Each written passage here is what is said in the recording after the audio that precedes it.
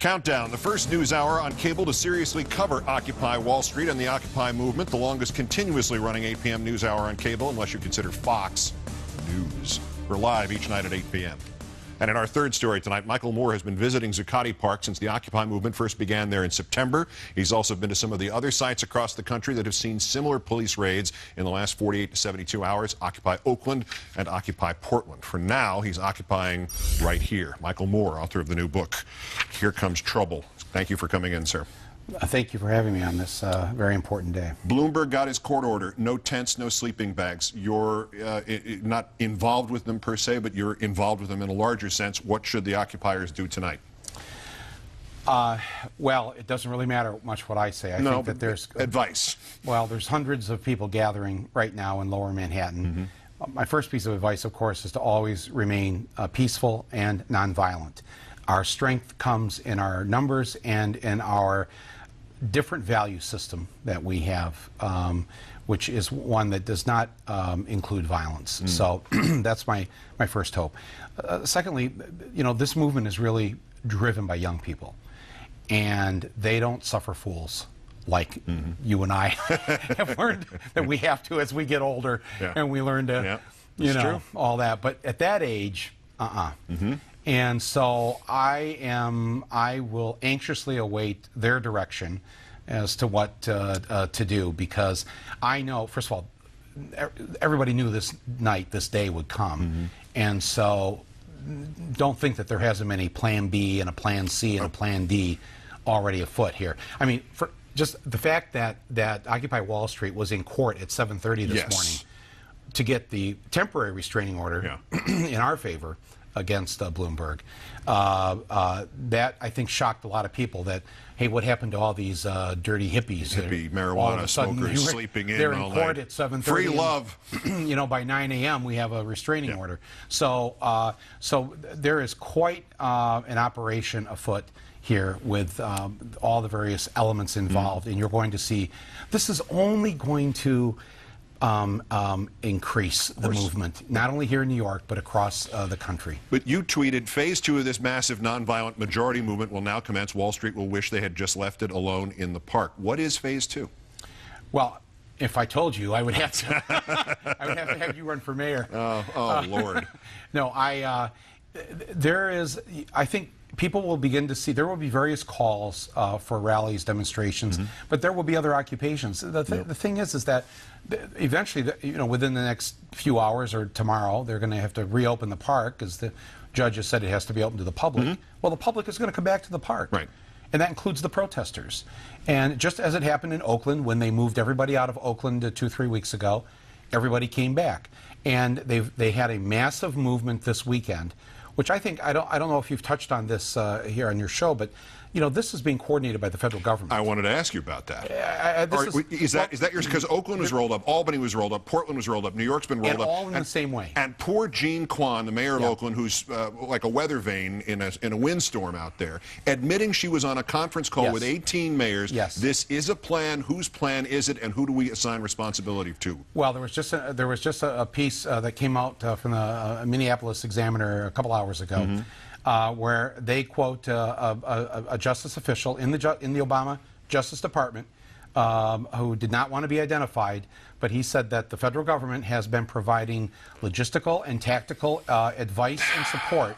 They said that it's up to the local law enforcement officer or agencies as to what what to do, but Homeland Security and the Justice Department have been coordinating the sort of advice and strategy and tactics of this, so that because you've seen all the tactics of the police have been the same in every city in terms of how they've done this in the last 48 hours.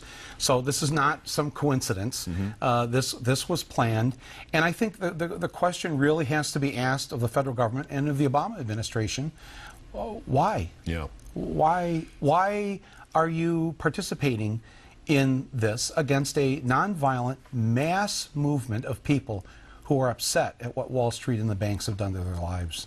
Conveniently, the president can't be asked that question because he was en route to Australia.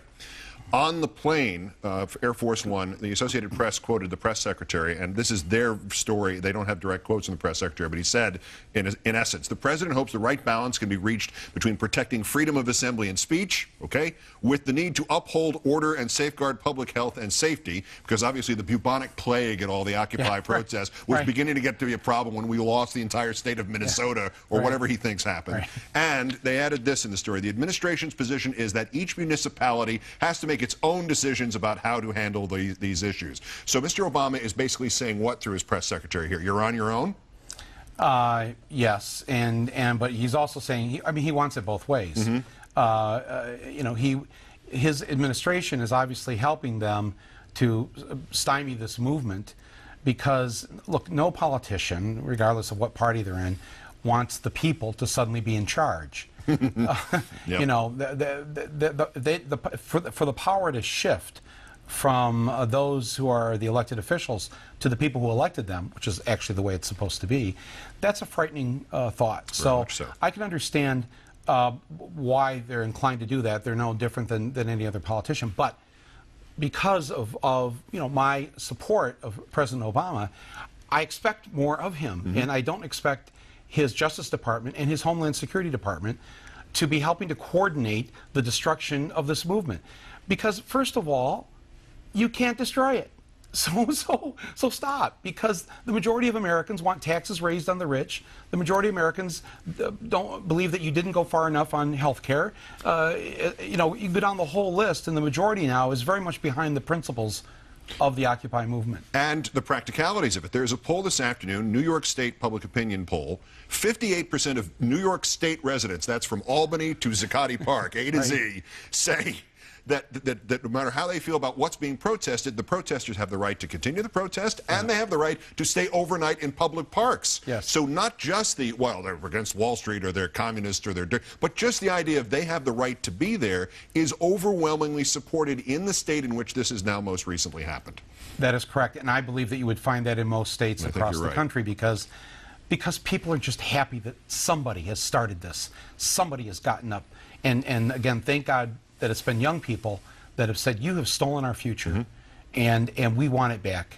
And we're not gonna settle for anything less. Just before the raid, the editors of Adbusters, which is the magazine that basically was behind the organization of the Occupy movement, suggested it might be time for the protesters to, quote, declare victory and scale back before winter sets in.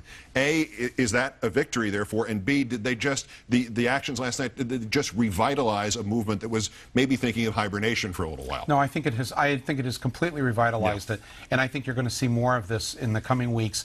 It's odd, this magazine that you refer to is in Canada. It's odd for Canadians to be worrying about the winter. So I don't quite know where they're coming from. They're worried about us worrying about the winter. Oh, I see. Well, see, that's very Canadian. They're worried about it. That's right. They're very kind, and they're not used to it down there. Yeah. No, well, they don't need to worry. I think that that you're going to see actions throughout the winter, and I think you're going to see various kinds of actions. This is going to take many forms, in part because there is no, quote, organization or leader of this. That means anybody watching this at home tonight, anybody here who's in their living room, you're sitting in Dubuque, you can start this this movement. You can start Occupy Dubuque. You have our permission. There's no copyright. There's no permission to get, and that may mean something different in Dubuque than what it means in Des Moines. So there you go. Michael Moore, the book is titled Here Comes Trouble, which is a prophetic title right now on another subject. Thanks for coming in. Safe travels. Thank you, and thank you so much, Keith. My special comment on the man who has made Occupy twice the movement and twice the story it was only yesterday. Our hero, Mayor Mike Bloomberg, next.